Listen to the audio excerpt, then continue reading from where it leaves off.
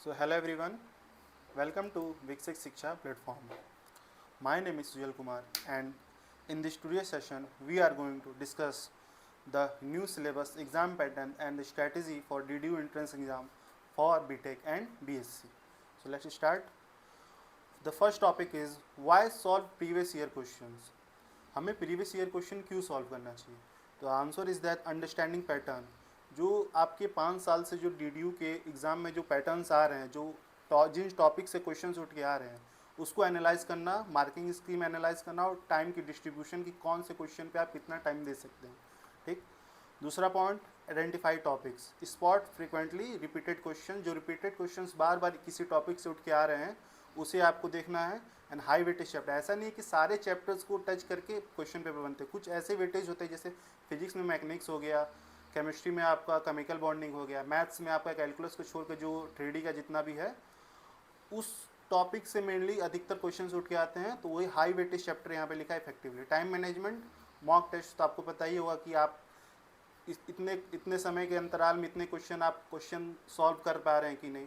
Boost confidence boost करने के लिए भी जब PYQ हो जा रहा है तो हमारे जो आने वाले जो क्वेश्चन जो एग्जाम्स में आएंगे वो तो मतलब बन जाने चाहिए. इतना मतलब 80-90% चांस रहता है.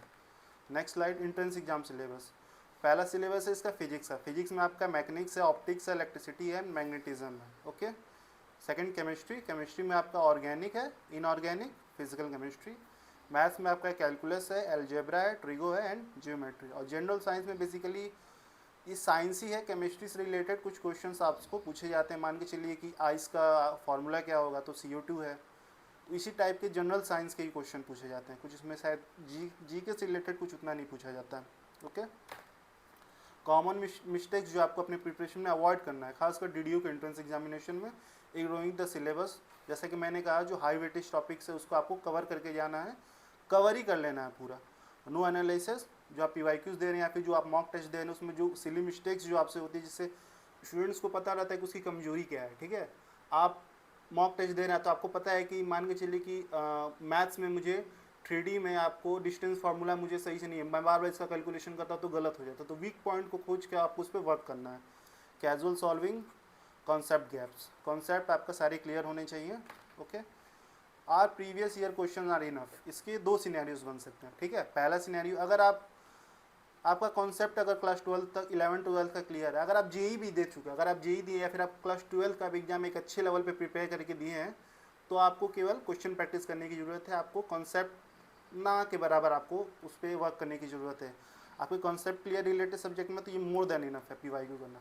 अगर मान के चलिए कि आपका 12 का कंसेप्ट या 11 का कंसेप्ट थोड़ा सा हिला डुला है, इस केस में आप क्या कर सकते हैं कि आप क्वेश्चन सॉल्विंग तो करेंगे ही, क्वेश्चन सॉल्विंग करने के साथ साथ आप नोट्स बना सकते हैं. जैसे मैं जब क्वेश्चन जो अभी जो आने वाली सीरीज़ है, तो मैं जब उसमें जब क्वेश्चन सॉल्विंग कराऊंगा तो मैं हर क्वेश्चन का कॉन्सेप्ट जो उस क्वेश्चन में यूज़ हो रहा है वो आपको बताऊंगा. ठीक है. तो उस टाइम पे आपको वो नोट्स बना लेना है कि इस मेनली क्वेश्चन में कौन सा कंसेप्ट आपका यूज़ हो रहा है. ओके.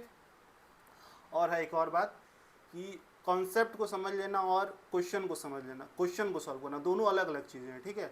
आपको लगता है कि जैसे मान के चलिए कि आप पूरा फिजिक्स का थ्योरी पढ़ लिए हैं, तो थ्योरी पढ़ लिए तो आपको लगता है कि आपका न्यूमेरिकल हो जाएगा, तो ये चीज़ अलग है. ठीक ना. कॉन्सेप्ट का ज्ञान होना अलग है. ठीक ना. और उस टाइम पे उस क्वेश्चन पे किस चैप्टर का कौन सा कंसेप्ट अप्लाई हो रहा है, ये एफिशिएंसी बढ़ाना बहुत मतलब ये चीज़ अलग है. ये केवल प्रैक्टिस से ही आती है, थ्योरी पढ़ के नहीं आती है. ठीक है. और स्ट्रेटेजी हम लोग की क्या होने वाली है, इसमें हम लोग रिग्रेसिवली प्रॉब्लम सॉल्व करेंगे. केवल मतलब प्रॉब्लम सॉल्विंग होगी, क्वेश्चन सॉल्व होंगे, PYQ सॉल्व होंगे, एक्सपेक्टेड क्वेश्चन सॉल्व होंगे, उसके डीप एनालिसिस करेंगे, क्वेश्चन पैटर्न्स क्या है, क्या कंडीशंस हैं उसमें, और कंसेप्ट बिल्डिंग थ्रू क्वेश्चंस. जो आपको मैंने बताया कि हर क्वेश्चन को एक्सप्लेन करेंगे, उसमें जो कंसेप्ट यूज़ हो रहे हैं वो कंसेप्ट हम लोग आपको बताएंगे. अंडरस्टैंडिंग व्हाट हैपेंस, ये जो है मैंने ये चीज़ नया ऐड किया. ये क्या है कि मान के चलिए कि कोई क्वेश्चन है आपका फिजिक्स का, काइनेमेटिक्स का. ठीक है.